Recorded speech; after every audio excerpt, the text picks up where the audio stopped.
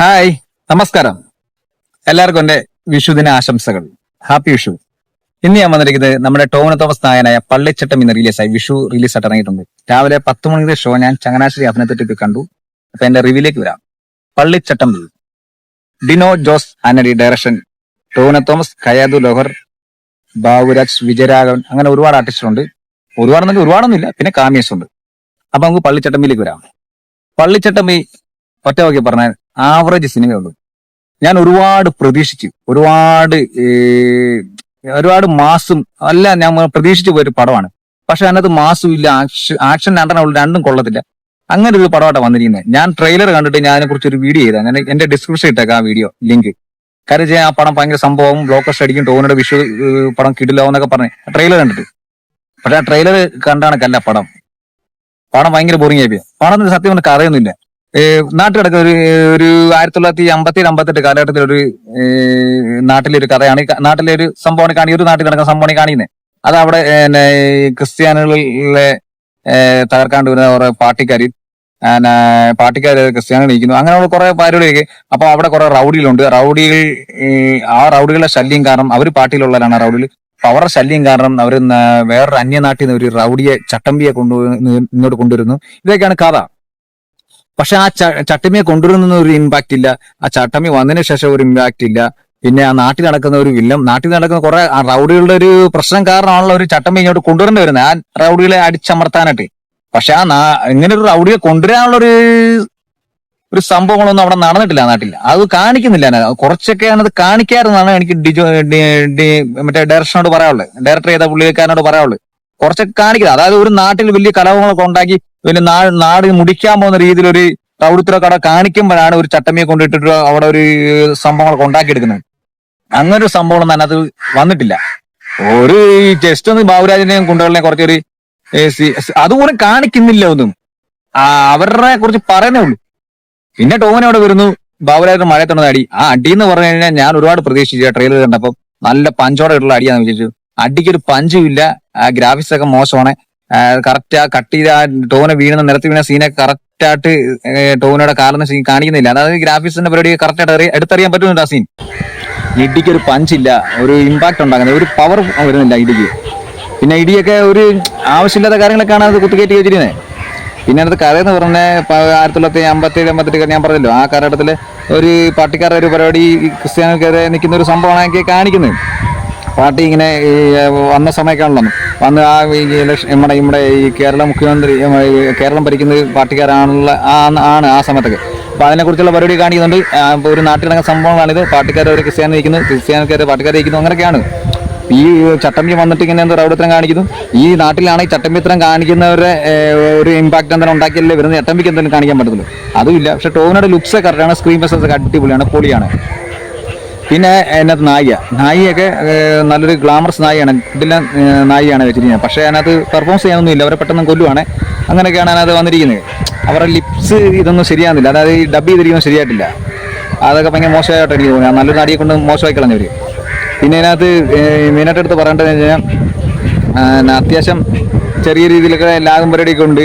പക്ഷെ ഫസ്റ്റ് ഹാഫിന് ഇവർ second half പറയാൻ ഉദ്ദേശിച്ച സംഭവം ഫസ്റ്റ് ഹാഫ് എത്തുന്നതിന് മുമ്പേ പറഞ്ഞു തുടങ്ങണമായിരുന്നു. ഇവരെ പറഞ്ഞോണ്ടില്ല, ഫസ്റ്റ് ഹാഫ് കഴിയാണ് നോക്കിയിരിക്കാൻ പറയാൻ. എന്നാൽ പറഞ്ഞു വന്നപ്പോൾ പടം തീർന്നു. പിന്നെ അത് കാമിയ വരുന്നുണ്ട്. കാമിയോസ് പൃഥ്വിരാജാണ്. അത് ടോവിനോ തന്നെ പറഞ്ഞിട്ടുണ്ട്. ഇന്റർവ്യൂ ചോദിച്ചു പറഞ്ഞിട്ടുണ്ട്. അത് ടോവിനോ പറഞ്ഞു വെച്ചാൽ ടോവിനോ പൃഥ്വിരാജ് ഉണ്ടെന്നല്ല പറഞ്ഞത്, നിങ്ങൾക്ക് കാണാന്നൊക്കെ രീതിയിൽ പറഞ്ഞിട്ടുണ്ട്, സൂചന തന്നിട്ടുണ്ട്. അപ്പൊ നമുക്ക് പിന്നെ സ്പോയിലർ ഒന്നും ആകത്തില്ല, നമുക്ക് പറഞ്ഞതിന് കുഴപ്പമില്ല. പൃഥ്വിരാജാണ് എന്റെ കാമിയറോള്. പൃഥ്വിരാജ് കാണിക്കുന്ന സീൻ അടിപൊളിയാണ്. അറിയാം ക്ലൈമാക്സിൽ എത്തുന്ന മുമ്പ് ഒരു 10-20 മിനിറ്റ് മുമ്പ് പൃഥ്വിരാജ് വീണ്ടും കാണിക്കുന്നുണ്ട്. പക്ഷെ ആ കാണിക്കുന്ന ചെറുപ്പമാണ് കാണിക്കുന്നത്. ചെറുപ്പം കാണിക്കുമ്പോൾ പൊളിയാണ്, നല്ല കിട്ടില്ലാണ്.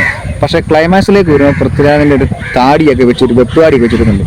ഇത് 2026 ഈ കാലഘട്ടത്തിൽ പൈസ മുടക്കി ആരെ സിനിമ ചെയ്ത് നല്ല രീതിയിൽ പൈസ മുടക്കി കഴിഞ്ഞാൽ ഇഷ്ടംപോലെ കാര്യങ്ങൾ ചെയ്യാൻ പറ്റും. അത് നല്ല താടി വെക്കാം, നല്ല മുടി വെക്കാം, എല്ലാം ചെയ്യാം. പിന്നെ ഇവർക്ക് പൃഥ്വിരാജ് നല്ലൊരു വിഗ് വെച്ചുകൂടെ? ആ വിഗ് വളരെ മോശം, വളരെ വളരെ മോശം വിഗ്. അത് പൃഥ്വിരാജ് ചേരുന്നില്ല, ഭയങ്കര ബോറിംഗ് ആക്കി. പിന്നെ ഇതിനകത്ത് മൊത്തത്തിലുള്ള ടോട്ടാലിറ്റി തന്നെ അഭിനയം എന്ന് പറഞ്ഞാൽ എല്ലാവരും നാടകം സ്റ്റൈലായിട്ട് എനിക്ക് തോന്നിയത്, നാടകം കാണുന്ന പോലെ തോന്നിയത്. TG രവിയൊക്കെ എത്ര വർഷമായിട്ട്, ഞാനൊക്കെ ജനിക്കുന്നതിന് മുമ്പ് അഭിനയം തുടങ്ങിയ ആളാണ്, എത്ര വർഷമായിട്ട് സിനിമ ഫീൽഡിൽ ഇരിക്കുന്നത്. ഇതിനകത്ത് TG രവിയൊക്കെ പക്ക ഒരു നാടക സ്റ്റൈൽ അഭിനയമാണ്. ഭയങ്കര ബോറിംഗ് ആയിട്ടാണ് എനിക്ക് തോന്നിയത്. എല്ലാവരും നാടകക്കാരായിട്ടാണ് അഭിനയിക്കുന്നത്. നാടകം പോലാണ് സാധനം പടം. അതൊക്കെ ഭയങ്കര പിന്നെ ആർട്ട് വർക്കും ലൊക്കേഷനൊക്കെ പരിപാടിയൊക്കെ അടിപൊളിയാകുന്നേ ഉള്ളൂ. പടം ബോറിംഗ് ആണ്. അപ്പൊ ലാസ്റ്റ് ക്ലൈമാക്സിൽ ഫൈറ്റ് ഉണ്ട്. ക്ലൈമാക്സ് ഫൈറ്റ് ഒരു പോലീസുകാരൻ വരുന്നുണ്ട്. ആ പോലീസുകാരനെ ആയിട്ടുള്ളൊരു ഫൈറ്റ് ടോവിനോ ആയോധന കലയൊക്കെ പഠിച്ച് എല്ലാരെയും പഠിപ്പിക്കുന്നുണ്ട് ആ നാട്ടിൽ വന്നിട്ട്. അങ്ങനെ ഒരാൾക്ക് 5, 6, 8 പേരൊക്കെ അടിച്ച് അതിനുള്ള ഹെൽപ്പുള്ള ഒരാളാണ്. ഇവിടെ വന്ന് നാട്ടിൽ വന്ന് പോലീസുകാർ വന്ന് ആയിട്ട് അടി വെക്കുമ്പോൾ ടോവിന് ആ സമയത്ത് പറന്ന് അടിക്കുന്ന സമയമാണ്. ആ സമയത്ത് ടോവിനോട് ആ ഫൈറ്റിംഗ് ഒന്നും ശരിയാകുന്നില്ല. ആ ഫൈറ്റ് മാസ്റ്റർ മോശം ഫൈറ്റ് മാസ്റ്റർ, നല്ലൊരു പേരെടുത്ത ഫൈറ്റ് മാസ്റ്റർ വെക്കണത്. പിന്നെ ഈ പോലീസുകാരനായിട്ടുള്ള ഫൈറ്റ്, ഈ ടോവിനെ ഇടി മേടിക്കുന്നത് എല്ലാ സിനിമയിലും കാണിക്കുന്ന ക്ലീഷ സാധനം കാണിക്കുന്നത്. ടോവിന് ആദ്യം കുറെ ഇടി പിടിക്കുന്നു, പിന്നീട് തിരിച്ചു കൊടുക്കുന്നു. അതിനൊന്നും ആവശ്യമില്ല.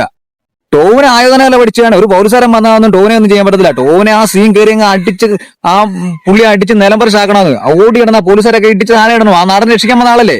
അപ്പൊ ആ നാടിനെ രക്ഷിക്കാൻ വന്ന ഒരു ഫീലിംഗ് നമുക്ക് കിട്ടണമെങ്കിൽ ടോവിനെ ഓടി കിടന്ന പോലീസുകാരെ അടിക്കുന്ന ആ മെയിൻ പോലീസുകാരനൊക്കെ അടിച്ച് താഴെ ഇടണം. ഒരു ഇടി പോലും മേടിക്കുന്ന കാര്യമില്ല. ആയോധനകല പഠിച്ച ആളാണ്. 5, 6, 7 വരെ ഇടിച്ച ആളുള്ള ആംബിയൻസ് ഉള്ള ആളാണ്. അത് തന്നെയല്ല, അതിനെക്കാട്ടി കൂടുതൽ പൂർവ്വ ശക്തി ആ സമയത്ത് കിട്ടുന്ന സമയമാണ്. ഇതെല്ലാം വെച്ച് ടോവിനെ ഒന്ന് തകർത്ത് പെർഫോമൻസ് ചെയ്യാനൊരു അവസരം ഡിജോയ്ക്ക് കൊടുക്കാറുണ്ട്. അതും ഉണ്ടായില്ല. പിന്നെ ഇച്ചിരിയൊക്കെ പൃഥ്വിരാജിന്റെ സീൻ കാണിക്കുന്ന സീൻ ഇച്ചിരി കൊള്ളാം. അത് ഇതിനകത്ത് പൃഥ്വിരാജിനകത്ത് അഭിനയിക്കേണ്ട തന്നെ കാര്യമില്ല. പൃഥ്വിരാജിന് ഒരു ക്യാമറ റോളായിട്ട് ചുമ്മാ ഒരു പടത്തിനൊരു ഇമ്പാക്ട് കൊണ്ട് ഉണ്ടായി. പൃഥ്വിരാജ് നായനായിട്ട് അഭിനയിച്ച പടത്തൊന്നും ഇമ്പാക്ട് ഉണ്ടാക്കാൻ പറ്റിയിട്ടില്ല. ഒരു കൈയ്യടി പോലും കിട്ടത്തില്ല, ആരും കാണാൻ പോലും പറ്റത്തില്ല. പക്ഷെ ക്യാമറ റോൾ അഭിനയിച്ച പടത്ത് ഇമ്പാക്ട് കിട്ടും. കാരണം വെച്ചാൽ അത് ആരഭിനയിച്ചാലും ചെറിയൊരു മാസ് ഇട്ട് കൊടുത്തന്നെ അവർക്ക് കൈയ്യടി കിട്ടും. അതുപോലെ പൃഥ്വിരാജ് ചെറിയ കൈയ്യടി കിട്ടി. പക്ഷെ ക്ലൈമാക്സ് കൊണ്ട് പൃഥ്വിരാജ് ആ സീൻ കൊണ്ട് തുറച്ച് പൃഥ്വിരാജിന്റെ ആ ഒരു ആറ്റിറ്റ്യൂഡ്. പിന്നെ പൃഥ്വിരാജ് ഡയലോഗ് പറഞ്ഞ സീനുണ്ട് ഈ ചെറുപ്പം കാണിക്കുമ്പോൾ, അത് ഒരുപാട് അടിച്ച് ഫിറ്റ് ആയിട്ട് സംസാരിക്കുന്നവരാണ് എനിക്ക് തോന്നിയിട്ടുള്ളത്. ആരോഗ്യമായിട്ട് തോന്നി.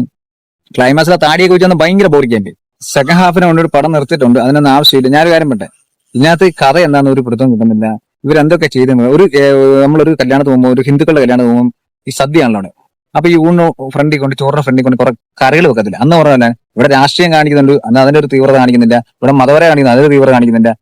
പൃഥ്വിരാജിന്റെ ഒരു കഥ കാണിക്കുന്നുണ്ട്, അതിന്റെ ഒരു ഇമ്പാക്ട് ഉണ്ടാക്കാനുള്ള കാണിക്കുന്നു. ഒന്നും കാണിക്കുന്നില്ല. അല്ലെങ്കിൽ തൊടിയേറി അല്ലെങ്കിൽ അവിടെ ഇവിടെ കാണിച്ചു പോകല്ലാതെ ഒന്നും ഉണ്ടാക്കുന്നില്ല. ഈ സിനിമ ഒരു നാട്ടിൻപുറത്ത് ഒരു പള്ളിച്ചട്ടം വരെ ഒരു അഭ്യാസമായിട്ട് കാണിച്ചു പോയിരുന്നെങ്കിൽ 2.5 മണിക്കൂറോ 2.5 മണിക്കൂറും നമുക്കിരുന്ന് കാണാറുന്നേ. പടം ഓടുകയും ചെയ്തേനെ. അവിടെ കുറെ മാസും പരിപാടിയും ആക്ഷനും കുറെ നാട്ടുകാർ വന്ന് വിളയാടുന്നതും അവരെ തളർത്താൻ വേണ്ടി വരും ചട്ടമ്പി വരുന്നതും അവിടെ പുള്ളിക്കാരന്റെ മാസും കുറെ റൊമാൻസും ഇതായിട്ടൊക്കെ പോയിരുന്ന പടം ഹിറ്റാനെ.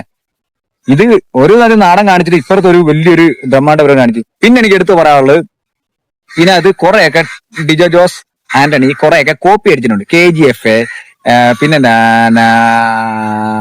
എന്നാ ബാഹുലിയുടെ ഒരു BGM പോലെ മാസ് BGM ഒക്കെ ഏറ്റുവിട്ടുകൊണ്ട് ഞങ്ങൾക്ക് ഒരു സംഭവം കേട്ട് ഫീലിംഗ് വരാണ്ട്. പിന്നെ KGF കുറെ കോപ്പിയുണ്ട്. പൃഥ്വിരാജ് കുറച്ച് KGF യാഷിനെ അനുകരിക്കാൻ കുറെ ശ്രമിച്ചിട്ടുണ്ട്. അത് ഈ KGF യാഷ അഭിനയിച്ച് തകർത്ത ഒരു സാധനമൊക്കെയാണ്. പൃഥ്വിരാജ് അഭിനയിച്ചിട്ട് ഒന്നും അതിന് 7 വിലക്ക് പോലും വരുന്നില്ല. ശ്രമിച്ചിട്ടുണ്ട് പൃഥ്വിരാജ്, അത് നടക്കത്തില്ല. കുറച്ചൊക്കെ കോപ്പി അടിച്ചിട്ടുണ്ട്. ഡയറക്ടർ കുറെ കോപ്പി അടിച്ചിട്ടുണ്ട്. അതിനൊന്നും ആവശ്യമില്ലാതെ ഇത് നാട്ടിൻപുറത്തിലെ പടമായിട്ട് പോയിരുന്ന പടം വേറെ ലെവലിൽ പോന്നെ. ഈ നാട്ടിൻപുറത്ത് ഒരു കഥ കാണിച്ചിട്ട് ഈ ഇപ്പുറത്ത് പഴങ്കഞ്ഞി കുടിച്ചിട്ട് അപ്പുറത്ത് ഒരു ബിരിയാണി കഴിക്കുന്ന ഒരു അവസ്ഥയായിരുന്നു. ഇപ്പുറത്ത് ചെറിയ രീതിയിൽ നാട്ടിൽ കാണിച്ചിട്ട് അതിനെ തളർത്തുന്ന രീതിയിൽ ഇപ്പുറത്ത് പൃഥ്വിരാജിന്റെ വേറൊരു പരിപാടി കാണിച്ചു. അന്ന് ആ പരിപാടി ഫസ്റ്റ് ഹാഫിൽ ടോവിനോടെ നല്ല രീതിയിൽ ഒരു പരിപാടി കാണിച്ചിട്ട് സെക്കൻഡ് ഹാഫിൽ പൃഥ്വിരാജിന്റെ കഥ കാണിച്ചിട്ട് ക്ലൈമാക്സിൽ പൃഥ്വിരാജും ടോവിനോടെ വന്നൊരു സാധനം കാണിച്ച് നിർത്തിയിരുന്നെങ്കിൽ പണം വേറെ ലെവലിൽ പോനെ. പിന്നെ സെക്കൻഡ് ഹാഫിലൊക്കെ നമുക്ക് പ്രതീക്ഷ ഉണ്ടായിരുന്നേ. ഇതൊന്നുമില്ല. അവിടെ ഇവിടെ പൃഥ്വിരാജിനെ കുറെ കാണിച്ച് പൃഥ്വിരാജ് ഈ നാട് പിടിച്ചെടുക്കാണ്ട് വരുന്നു. ലാസ്റ്റ് പൃഥ്വിരാജും ടോവിനെ അടി വെക്കുന്ന രീതിയിലാണ് കൊണ്ട് നിർത്തിയിരിക്കുന്നത്. അങ്ങനെയൊക്കെയാണ് പറഞ്ഞത്. ഡിജെ എന്താ ഉദ്ദേശം എനിക്ക് മനസ്സിലായില്ല. ഡിജെ എന്താണ് തല്ലിക്കുട്ടിയെടുത്ത പടമാണെന്ന് മനസ്സിലായി. ഇങ്ങനെയുള്ള പടങ്ങൾ ചെയ്യുമ്പോൾ കഷ്ടപ്പെട്ട് അധ്വാനിച്ച് നല്ല സമയം എടുത്ത് ചെയ്യുവാണ് പണം വേറെ ലെവലിൽ പോകും. നിങ്ങൾ ഒന്നില്ലെങ്കിൽ നാട്ടിൻപുറത്തെ പടമായിട്ട് കാണിക്കുക, അല്ലെങ്കിൽ പൃഥ്വിരാജിന്റെ ഇമ്പാക്ട് ഉള്ള സീൻ കാണിക്കാനാണെങ്കിൽ ആ നാട്ടിൻപുറത്തെ കഥകളിൽ ഒരു ബൂസ്റ്റിങ്ങും ഒരു മാസും പരിപാടി കാണിച്ച് ആ നായനെ ഒന്ന് സെറ്റപ്പ് ആക്കി എടുക്കണ്ടേ. അങ്ങനെയല്ല പടം ചെയ്യാൻ.